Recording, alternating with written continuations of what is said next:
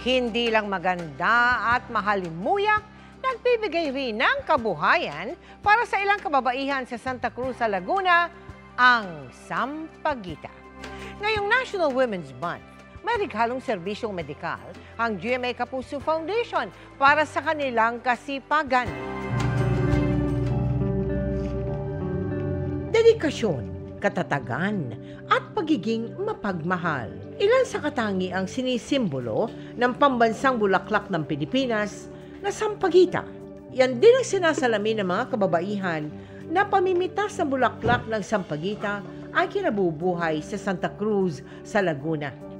Gaya ni Guarin, hindi man singbango ng halimuyak ng Sampaguita ang kanilang kitang 20 pesos kada isang tabong bulaklak.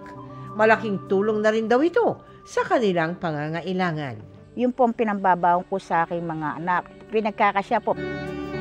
Sa trabaho rin ito, napagtapos ni Merlin ng pag-aaral ang kanyang 4 na anak. Kasi kami walang aral, hanggang elementary lang kami. Yung aming mga anak, pagpursigihin namin makatapos.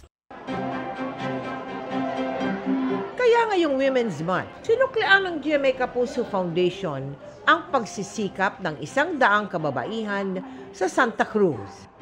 Nagsagawa tayo ng libreng pap smear at breast examination katuwang ang MQ Diagnostic Center.